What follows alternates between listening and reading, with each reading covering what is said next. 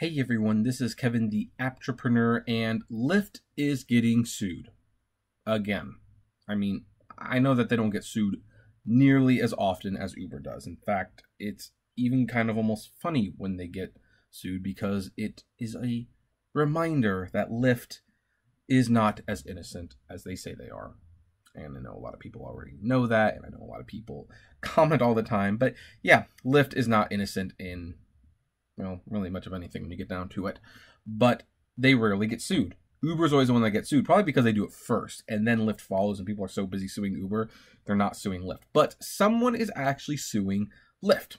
According to Gizmodo, filed last night in California's Northern District Court. By the way, I am a little late in reporting this. I acknowledge that.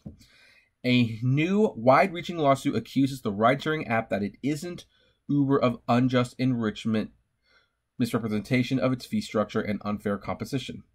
Lyft is no stranger to class actions. It paid out $27 million to drivers last year in Cotter versus Lyft, and another suit filed by a New Jersey woman named Kira Knives is still being deliberated on.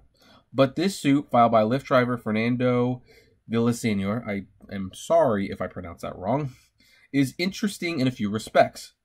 While Fernando reiterates prior claims that Lyft misrepresented how customers' funds were being distributed to drivers, it digs even deeper into Lyft's alleged propensity to engage in sleight of hand with its fares, aka this is about upfront pricing. When a customer requests a ride, the Lyft computer checks its database and determines fare by referencing to the Lyft database on average competing taxi fares, whether computed by time, distance, or combination of the two.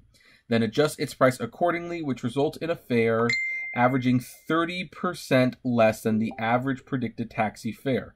And that's a personal message. I will just move that away. I need a work phone. In contrast, the human driver does not instantly know the corresponding taxi fare. Thus, the human driver does not know that Lyft is taking 43% of the fare, not 20%.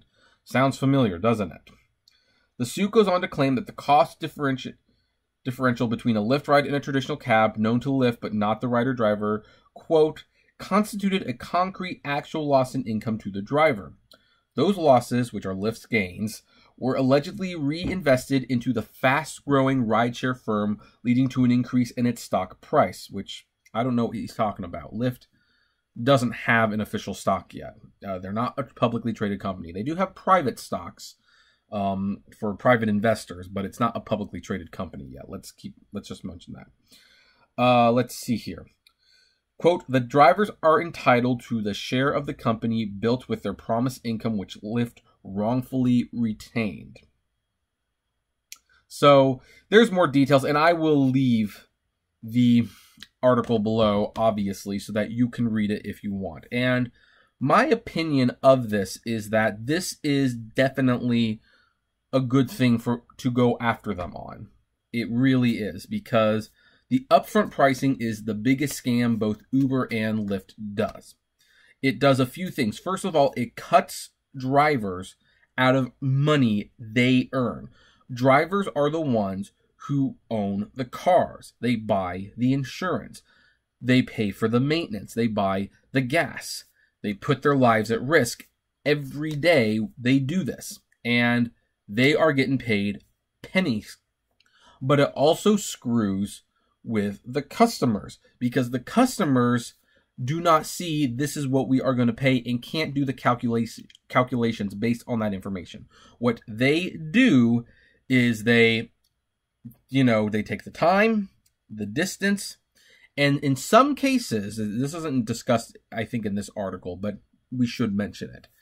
In some cases, depending on where they live, the ride will either be more expensive or less expensive. So, for example, if you are in Compton, California, a very dangerous area, I'm not going to lie. That is one place with all due respect to the people who live there, will not ever pick anyone up from, because the gang violence is just so high. But if you are picked up there, you might be paying a lesser fare because the app assumes you don't have as much money to spend on a ride. It just assumes. That might not be true. There's probably some very successful people in Compton, like at least somewhere there, but it assumes that you are poor if you live in Compton. Now then, what if you go to Irvine, California? Even if you are poor, because I go to Irvine all the time. I'm not rich by any means. If I was rich, I'd live in Irvine. But I don't live in Irvine. I'm just going to the Spectrum IMAX because it's a really good IMAX to go to. But if you have a ride picked up in Irvine, you might actually pay more for your ride. Because the fact that it's coming from Irvine, the fact that you live there, they assume you have more money. Now, they might be right. They might be right. But here's the thing. And there was someone who, mentioned this, I'm not going to name his name. He was a troll, in my opinion, who said, what if a cheeseburger costs different in the afternoon than it did in the evening? And, well, I hate to tell that person, that was a false narrative, because they do that. It's called the lunch special. But here's a better comparison. What if you have a business, one building, say you want to buy a CD. You're in Compton. You don't have a lot of money. They're going to sell you the CD for $5. Okay. But they find out you live in Irvine or San Francisco, someplace where very expensive people live. This CD now costs $12.50. That's what it's like. But yet, the driver gets a very minimal portion. They still get the same rate regardless which customer they are picking up. And that's not right. It's not right for the drivers. It's not right for the customers. It really, truly isn't. And by the way, I'm just going to mention upfront, this is very, very, very, very, very different from someone scheduling a ride and paying the driver a premium pickup fee because the driver had to drive 20 minutes to their house. That is a very, very, very different subject altogether. So, anyway, this class action lawsuit, it's going on. What do I expect from it? Well, to be honest, I expect Lyft to settle, and they will settle quickly. They'll probably settle for around somewhere between $20 to $35 million. Everyone who signs up for this will probably get, I would say on average, $50. Some might get $200 if they've driven a lot of rides. So if I participate in this particular lawsuit, I will probably get $200 to $300. Most of you will probably get $50. And that's really it. They're not going to take away the upfront pricing. They will not change anything unless part of the settlement is to change the way the drivers are paid. These class action lawsuits do diddly squat. They don't actually help anyone. And I think we all know that. The reason they get filed so frequently is because they're easy to file, and the lawyers typically work for free because the lawyers are going to take a percentage of the winnings. And because they're going to take a percentage of the winnings, that's why they settle so quickly, and that's why they settle for so little. When Lyft settled the employment contractor lawsuit status, class action lawsuit for $27 million, and people are like, why would they do that? That's nothing for the drivers. Well, the lawyer, which was Shannon Riz something, whatever her name was, she got 35% of that. So, hey, 35% of $27 million, that's almost $10 million. Why on earth would she care? Why would she? That's just how it is. So, I don't expect anything to happen from this.